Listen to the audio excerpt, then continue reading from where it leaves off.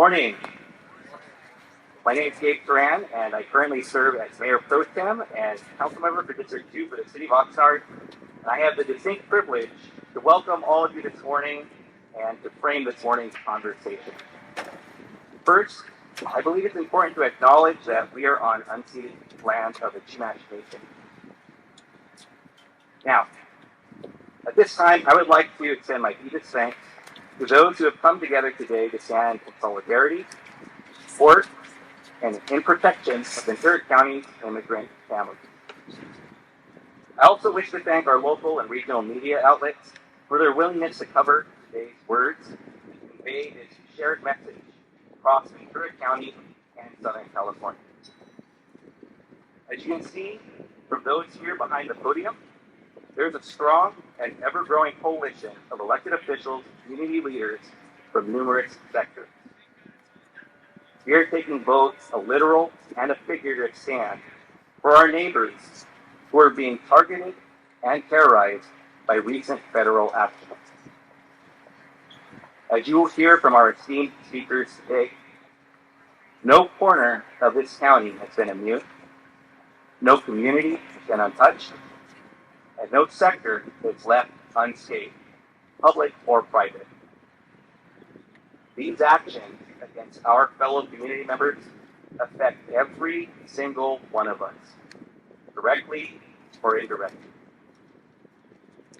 With that, before I introduce our first speaker, I would like to use the rest of my time to fully recognize those who have made the commitment to take a stand this morning. I ask that any applause please be held until the end. So first we have Supervisor for the 5th District, Vianey Lopez, Dr. Jeanette Sanchez Palacios, Mayor of Ventura, Pedro Chavez from Santa Paula, Mayor, David Newman, Mayor of Thousand Oaks, Luis MacArthur, Mayor of Oxnard, Kevin Kilby, Mayor of Camarillo, Cristina Villaseñor, Mayor Fillmore, Doug Halter, Vice Mayor for Ventura, Jess Lopez, Mayor Pro Tem for the City of Fort Vianey, Albert Mendez, Mayor Pro Tem for Fillmore.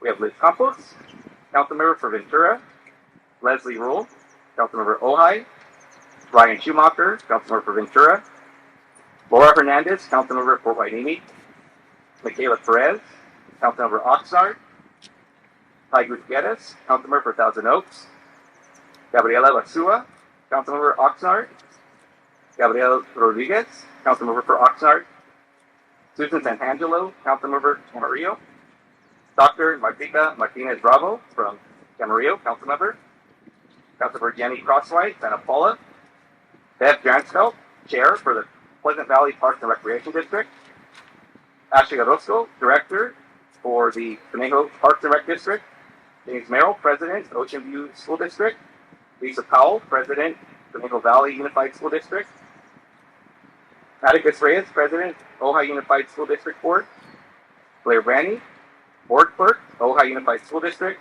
Doug McDowell, Trustee, Pleasant Valley School District, Shannon Fredericks, Trustee, Ventura Unified School District, Gabriela Ornelas from the City of Santa Paula, Councilmember, Elizabeth Botello and Karen Chair, both trustees for the Oxnard Newman High School District.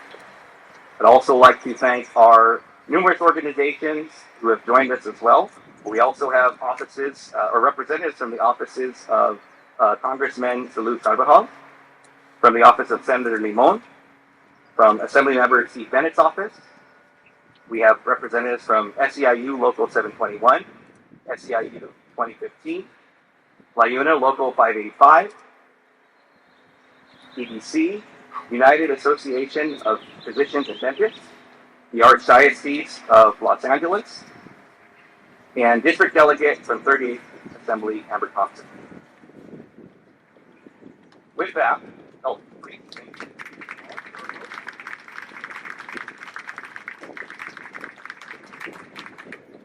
As you can see from this initial and ever-growing list, there are people who feel the need and the obligation to take a stand for our fellow community members. And you'll hear from folks who are going to speak to many numerous perspectives on how this is affecting what we and as a community to support as well. With that, I thank everyone again for their time and commitment this morning. I have the fortune now to introduce our next speaker, Father Tom Elewaut from Mission Basilica Church.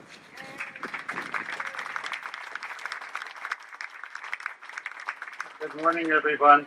This morning I was asked by a person, should I even be here because of the separation of church and state? And I said, we're not here to talk necessarily about politics, but we're here to talk about caring for our brothers and sisters. We are citizens of this country, and we are also people of faith. As a Catholic priest, I stand with our immigrant brothers and sisters who are living in fear, and I know many of them personally, especially those who work in the fields and harvest our food, but so many other tradespeople. I am the son of an immigrant mother. I am the grandson of paternal immigrant grandparents. And America is home to immigrants. We talk about the Irish and the Italians and the children of Israel who were not welcome here at one time, who have given so much to our country. And so now, how badly they were treated, I stand in union with them and quote a scripture from Leviticus. You shall treat the stranger who resides with you no differently than the native born among you.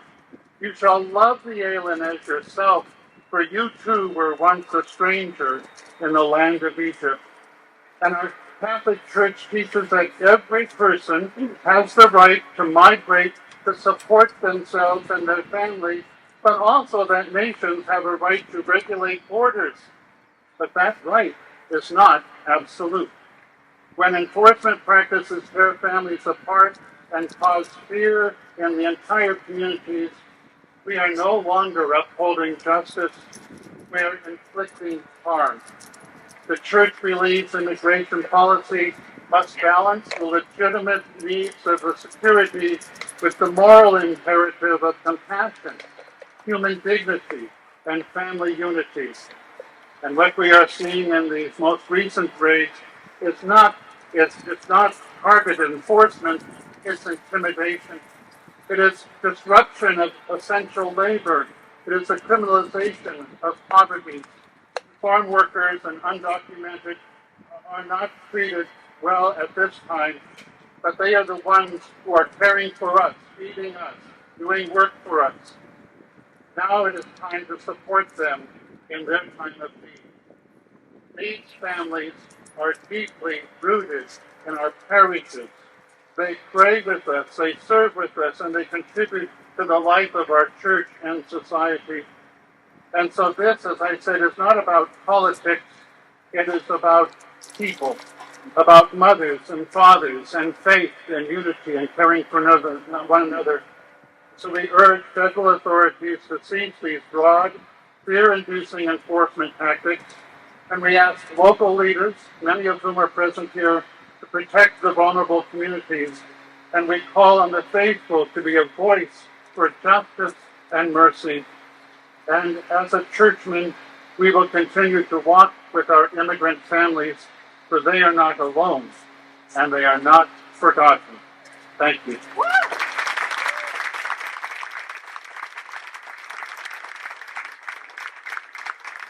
now my esteemed privilege to introduce Dr. Anna Vianey, the superintendent of the Oxnard School District.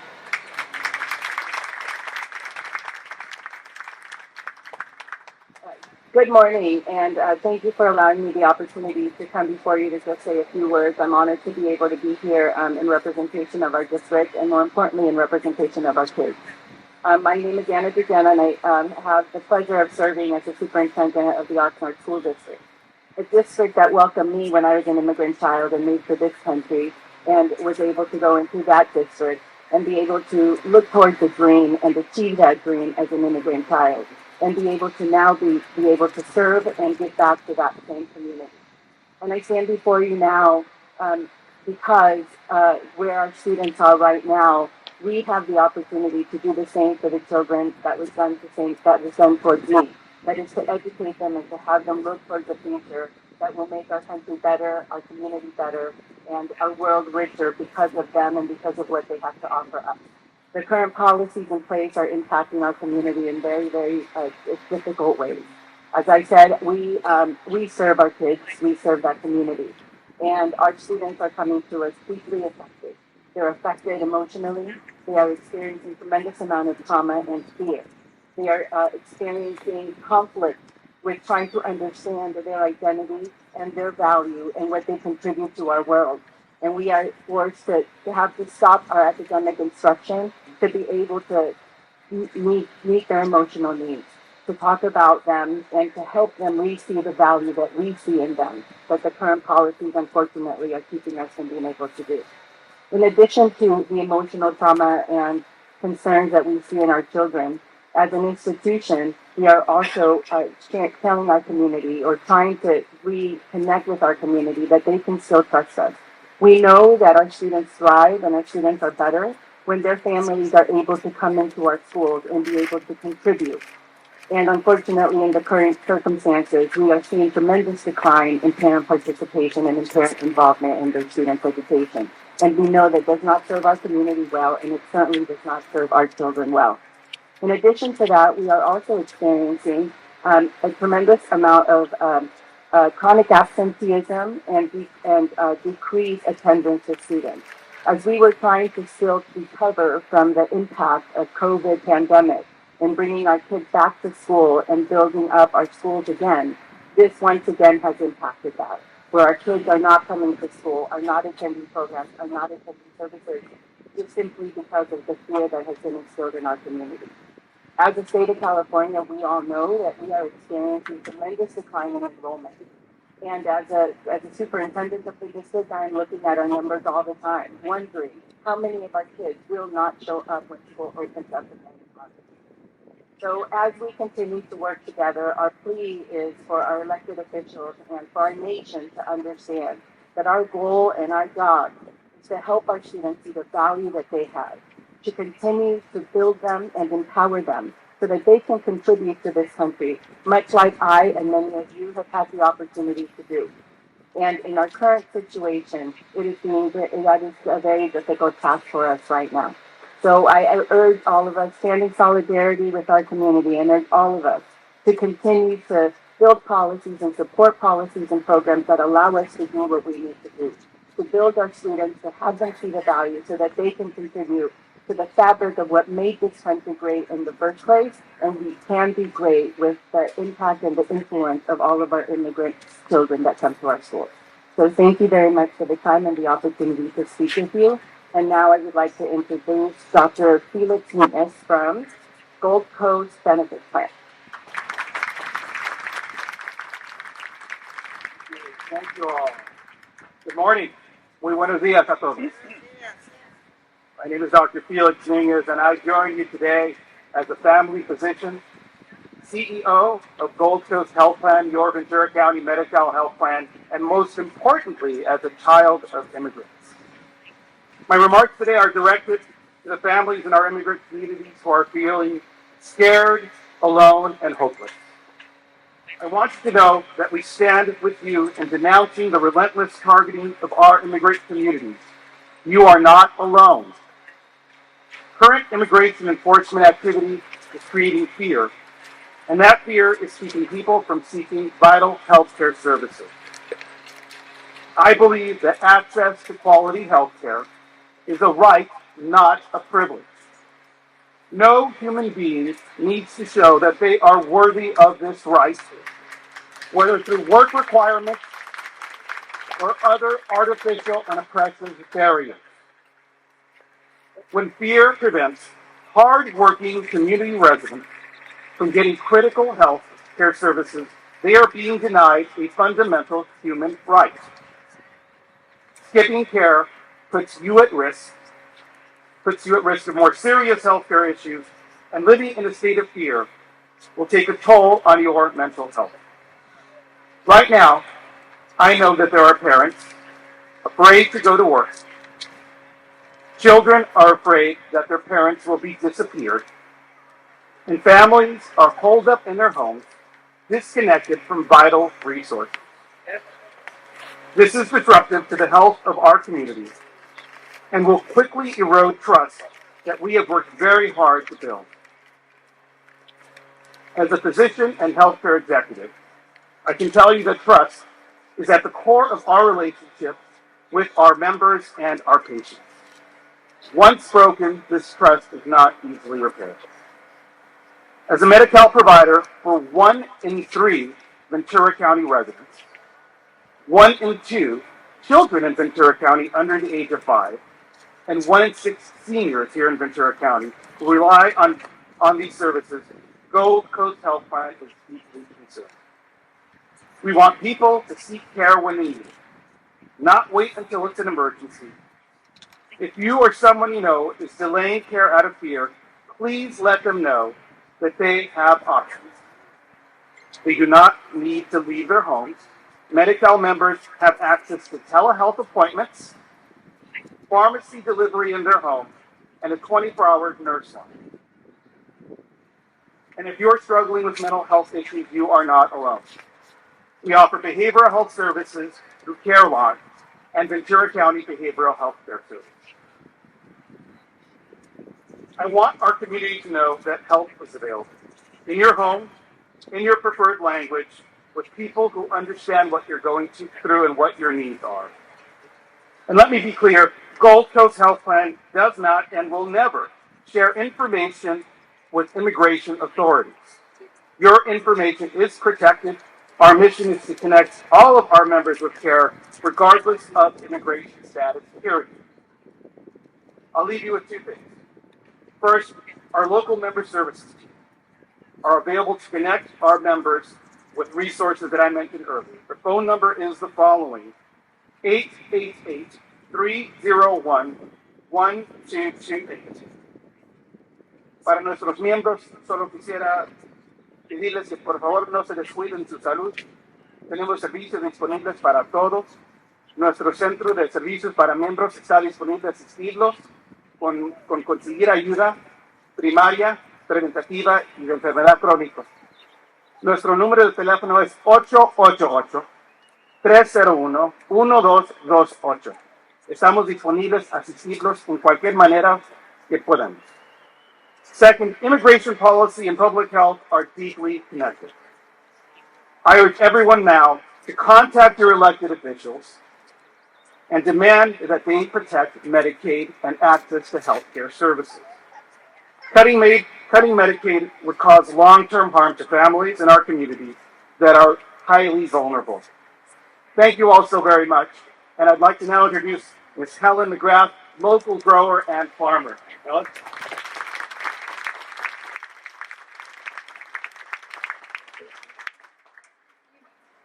Good morning.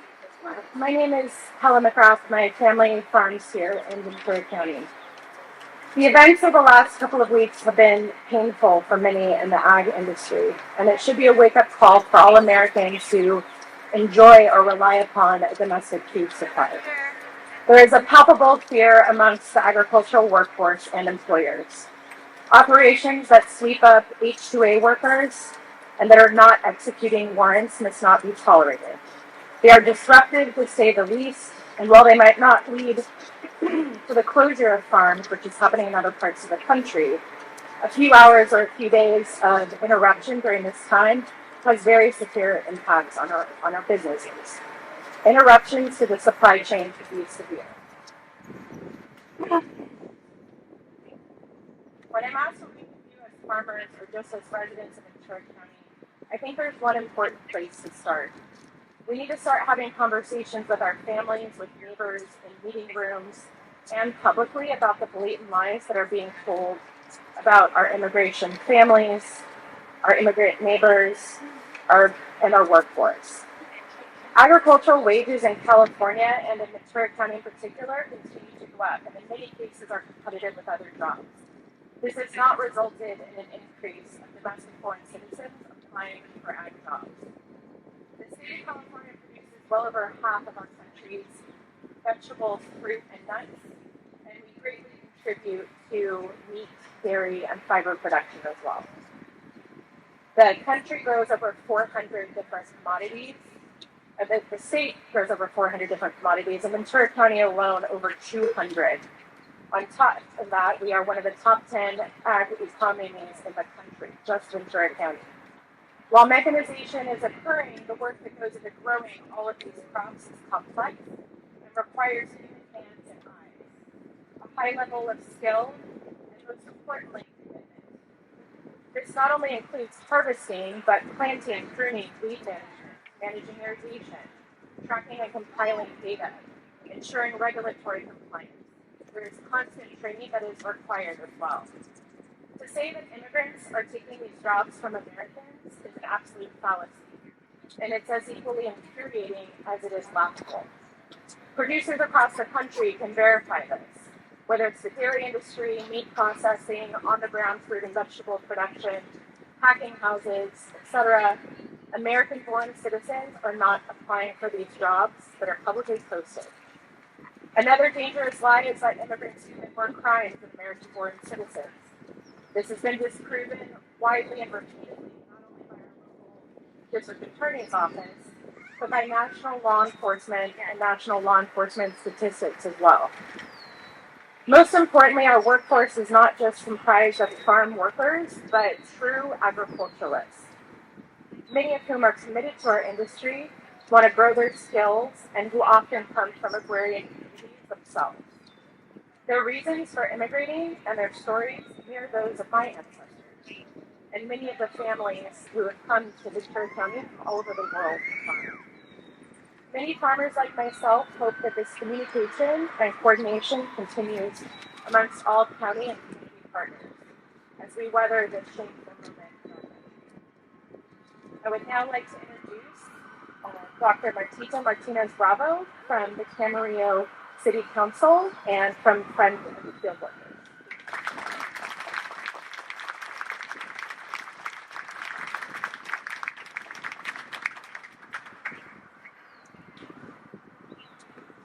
When my father worked in Ventura County in the late 1970s and early 80s, he was detained by La Migra, not because he was undocumented, but because he was racially profiled. Even dogs are treated better than us Mexicans. Hasta los perros son tratados mejor que los mexicanos, he would often say. These painful stories to hear then sadly still reflect the reality that many people of color and Mexican Americans feel today. We see and we relive the violence and the dehumanization every single day. An elderly woman selling tamales, violently attacked, collapsing after being met with excessive force. A 3-year-old screaming as she's torn from her caregivers. A father of 3 U.S. Marines brutally beaten. A Thousand Oaks woman detained reporting fellow detainees bleeding without access to basic menstrual products. Migrants detained on Catholic church grounds, and even U.S. citizens being detained and targeted by ICE agents simply for the color of their skin. We see ourselves and our families painfully in each of them, and we replay these scenes in our minds daily, adding to the weight of our collective trauma. Not even in sleep do we find peace, as these nightmares follow us. Racial stress, well documented in the scientific literature, affects our physical health, our mental health, our well-being for us and our families, and impacts the very fabric of this community. Farm workers are the backbone of the Ventura County agricultural industry, with $2 billion. They're not just essential workers, they are our neighbors, they are our friends, vital members of our community. They deserve to be treated with dignity, respect, and fairness. They work through wildfires, extreme heat, and floods. And not too long ago, farm workers were being hailed as heroes during a global pandemic. And now this administration is targeting them, along with other hardworking immigrants.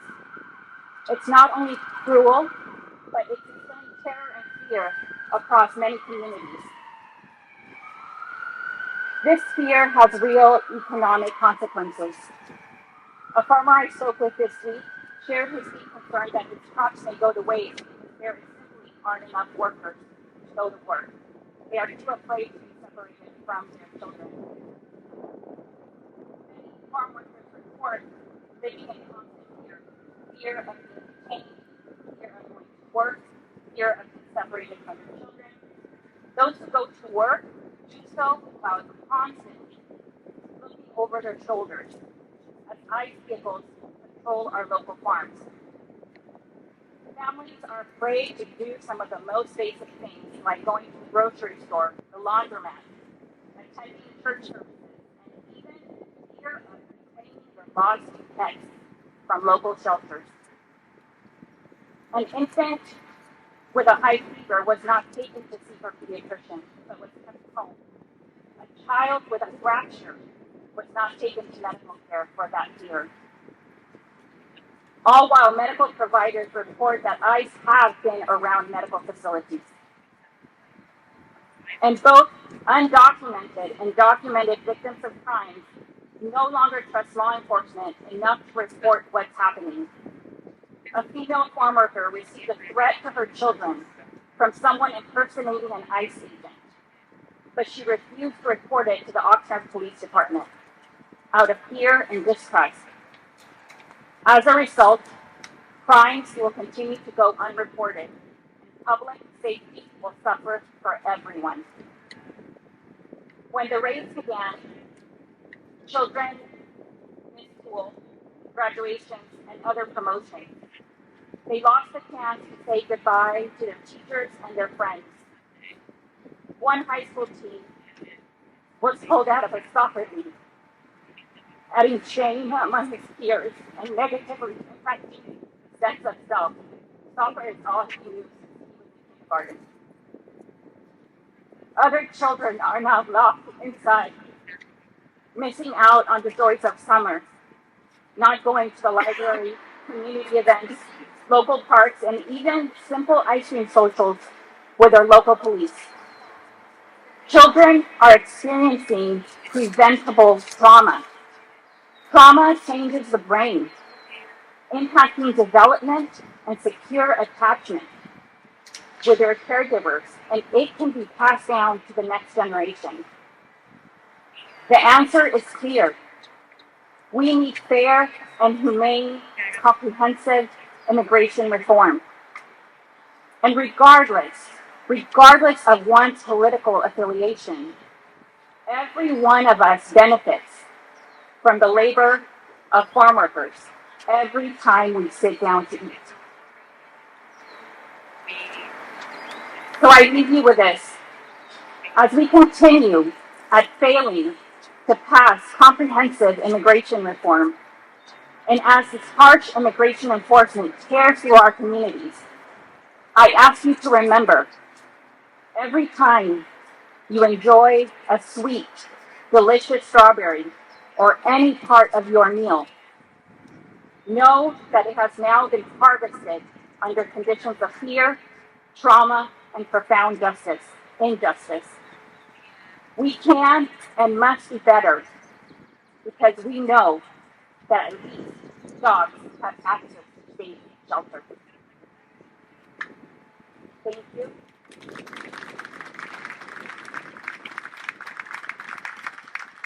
And thank you to all of the leaders behind me and all of the community members here. Thank you for being the light during this time of darkness. And I would like to introduce now Mayor Gabe Newman.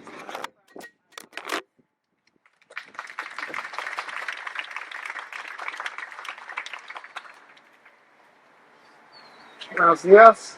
Good morning. Today I join with elected officials from across Ventura County. We represent city and county governments, school districts, special districts. We come from different backgrounds, but share something in common. Our first responsibility is the safety and well-being of all residents and businesses. Our agencies are nonpartisan. We don't comment on outside issues, but when outside events affect our communities, it's on us to speak up. ICE raids across the county cause fear and disruption, especially in immigrant communities. But the damage is more widespread. There are actually 4 groups affected profoundly by these ICE raids.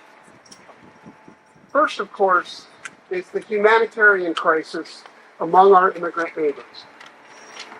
People are scared to leave their homes, to go to work, even to go to their kids' graduation. Families who've been here for decades are being torn apart. These are our neighbors. What they need is not pariah status, but a pathway, a fair and workable pathway toward full citizenship. Second, our businesses are taking a hit. Local establishments are closed or short-staffed, with employees either detained or too scared to come to work. We want local businesses to thrive, but to do that, we need everyone participating, freely and without fear. Third, our first responders, police and fire, are under a cloud of ICE-induced mistrust, even though they have nothing to do with ICE. Someone's being robbed, someone's house is on fire. First responders don't ask about immigration status. Their only agenda is to keep everyone safe. Finally, ICE's actions affect everyone's freedoms. Our Constitution gives all persons certain rights. The right to criticize the government. The right to be free from warrantless search and seizure. The right to due process. These rights exist only if we use them, advocate for them, and speak up when they're being violated. Let's be clear. Immigration policy is a federal matter over which local governments have no jurisdiction. But that doesn't mean we have no rights or responsibilities. We stand with and for everyone in our beloved communities. To anyone who feels fear or uncertainty today, we say, we are with you. Estamos contigo. Thank you.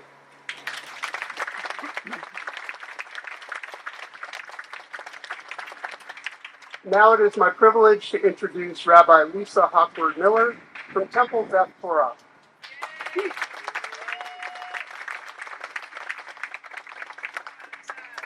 Buenos dias, Boker Tov. Good morning. In the heart of the 5 books of Moses is a section that we call the Holiness Code. And it is filled with the loftiest and the most fundamental ethical teachings. Father Tom, my friend, alluded to it earlier this morning. He spoke of it. It's here that we read not to withhold the pay of our workers until the next day, when they have given a fair day of labor. And it is here that we read to leave the corners of our field for the hungry, teaching us compassion for those in need. And it is here that we read, Ve'ahavta l'recha kamocha, love the other as you would love yourself. We call these ethical teachings the Holiness Code because they teach us how we should be holy. It doesn't say that we are holy because we pray to God or that because we do sacred rituals. It says that we are holy when we act ethically, morally, and with compassion and justice for others. 2,000 years ago, a Jewish sage named Hillel summed up all of Jewish teachings in these words. He said, "What is hateful to you, do not do to anyone else." It would be a monumental and doable task in our country to create a comprehensive, thoughtful, humane approach to immigration. That is not what this administration has chosen to do. Rather, they have chosen to dehumanize, terrorize, and otherize the immigrants who live within our communities. The immorality of this choice cannot be overstated. And while we as Jewish people have an ancient history that speaks of these lofty values, we also have a long-running history of being, right up into the 20th century, of being migrants and of being victimized. We too have been demonized out of European and Middle Eastern countries that saw us as detrimental because of who we were as a minority. We have a history of being racially profiled, of being victims of a type of racism known as anti-Semitism, and of being scapegoated for the ills of society, blamed for all that is wrong. And that is, in fact, what underlies so much of this furor over immigration: racism, hatred, and scapegoating. A place to put people's anger with their disappointment in our country today by turning it on others and blaming them. Because it is so much easier to blame than it is to fix. But I'm here today to represent the Jewish community and to say to our immigrant brothers and sisters, we see you, we feel this pain with you, we see your hard work and sacrifice, we see your contributions, we value your families, we value your patriotism and your dreams. We value your presence, and we stand in solidarity with you. I would like to invite Bruce Stensley now, the President and CEO of Economic Development Collaborative for this county, to speak now.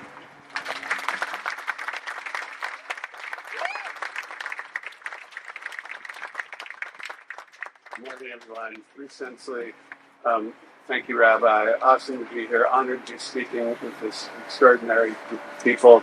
And thrilled to see all of you here to listen to us in our appeal to you to take great attention to this. And let me move the microphone. Thank you. So, just a couple of things. My role, I'm the President CEO of an economic development group, public-private partnership here in Ventura County. And what we do is we see businesses and provide direct business services to help them thrive and compete in a difficult economy. And we see more than 2,000 businesses a year, so I know a little bit about their experience. My role today is just to do two quick things: to talk a little bit about the economic contributions that our immigrant population, both documented and undocumented, make to the community, and to the economic impacts of a reckless enforcement of a failed immigration policy. Now, I'm part of a growing coalition of businesses around the country and of an intelligence and research, and so you don't have to take my word for it. And if you don't mind, I'm going to make reference to a couple of different studies, and we can share this information later so you can see the raw data on what is actually this economic impact and contribution. One of those is from a local person, Dr. Jamshid Demui, professor at California Lutheran University, published just a year or two ago a report on the undocumented immigrants and their economic impact on the Central Coast, a brilliant, groundbreaking study, and published just this month by a group called the Bay Area Council in partnership with UC Merced, a study referred to as the economic impact of mass deportation in California. Understand that the Bay Area Council is not a fringe group. It is a premier business group representing more than 300 of the marquee businesses that represent most of the employment on the large scale in California. And from their teachings and their findings and their research, we can draw three important observations that I'd like to share. The first, we should need to know, is that fully in Ventura County and across the state, more than 20% of us, 20% of our neighbors, all of us, are immigrants, foreign-born, and a quarter of them are considered undocumented. Without their contributions to the economy, we don't have an economy. Our economy fails, our businesses fail. Think of it this way: more than 40% of all construction workers in California are immigrants, and a quarter of them or more are undocumented. More than 2/3 of all farm workers in California are immigrants, and more than a quarter of those are also undocumented. And you see similarly high rates in essential services like retail, hospitality, manufacturing, and healthcare. The result of indiscriminate application of these policies intimidates workers, it creates absenteeism, and let's be real, businesses close. They can't work without human capital, they can't work without their talent, they can't work if people don't show up. Secondly, If 20% of our population is worried to death and struck by anxiety and worry about hitting the streets, then tell me, how many businesses do you know that can survive when they lose 20% of their clientele, 20% of the consumers of their goods and products? People are afraid to go to work, people are afraid to go and consume and participate in the economy. And third, if there's any single takeaway I'd like to leave you with is this. Not only do immigrant workers participate in the labor force at a rate higher than any other demographic group, most importantly, they're entrepreneurs. 40% of all small businesses in California are owned, run, and started by immigrants, and a quarter of those are started by undocumented immigrants. It's not only with small businesses, but what we know is small businesses are the generators, creators of work for all of us. Immigrants don't take our jobs, they create the jobs that provide opportunity for all of us. Finally, it's not just small businesses. You look at Fortune 500 companies in America, more than 45% of them were started by immigrants or their children. The largest firms in the United States, nearly half, started by immigrants. And we wonder why we should be worried about attacking immigrants when we're worried about the economy. Finally, these workers are not only providing essential services, but they're providing quality of life for all of us. Any threat to them is a threat to the economy and to the business and to the quality of life for all of us. This is not just an isolated moral and social crisis. It is an economic crisis that faces all of us. What we need is immigration reform, so there's a pathway for these workers to become recognized, honored, and given the credit they're due. I have enough said, and I would love to turn it over to my friend and my colleague, 5th District Supervisor, County of Ventura, Vianey, Lopez.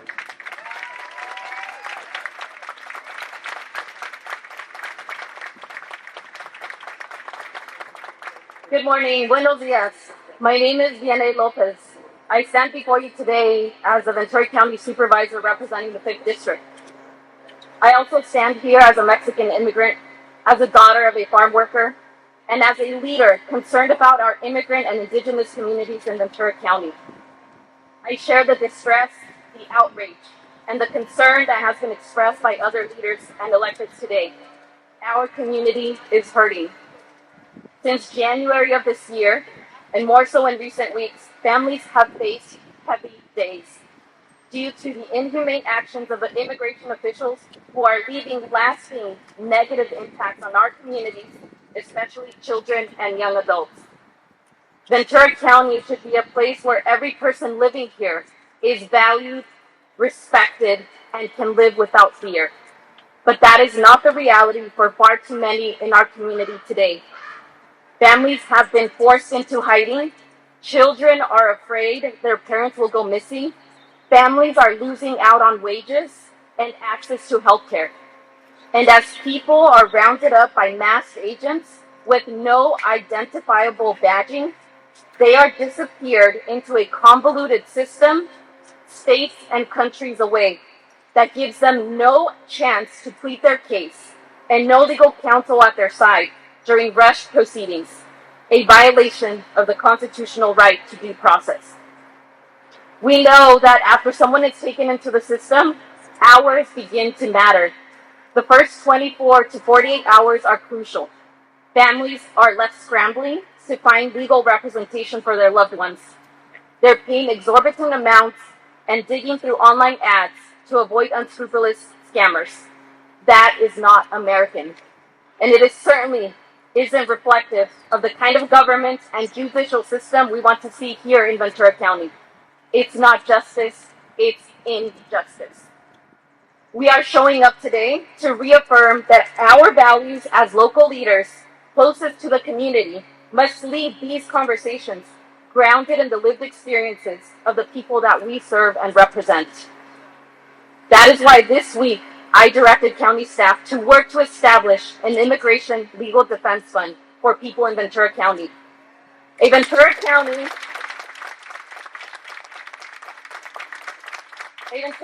Immigration Legal Defense Fund would support immigrant families facing detention or deportation, providing access to due process and basic legal protections. The only way this can work is if it's a collective effort and a significant amount is raised or funded to meet the need of those impacted by immigration actions aimed at disrupting lives and our local economy. And today, I call on every elected official across the county to work together to establish the Ventura County Immigration Legal Defense Fund and to identify the resources within your jurisdiction to support families. As elected officials, we must be leaders in moments like these and have the courage to do what we can in each of our agencies, in each of our jurisdictions, with what power we do have to support our communities so they can be valued, be respected, and live without fear. This is an immediate need that we must answer to together. And I'm calling on community organizations to initiate or continue their efforts to support our people. The people who support this country and this county through labor. The people who contribute to the culture of this county and this country. This is not just a moment. It's a foundation for a broader state and federal dialogue, demonstrating that leaders from all sides of the political spectrum are ready to stand together for long-term practical solutions. The coalition of leaders who are here today, those who have declared their support but were unable to join today, will play an important role as we continue engaging in long-term solution-oriented conversations that will build a fair and workable pathway to citizenship. But before we get there, we need to answer the call today and provide relief to those who have built this country and continue to play essential roles in the many functions of our society. I want to thank everyone who has expressed their commitment to serve through adversities and challenges. Today, we show up for immigrants, and tomorrow we show up for others. Thank you.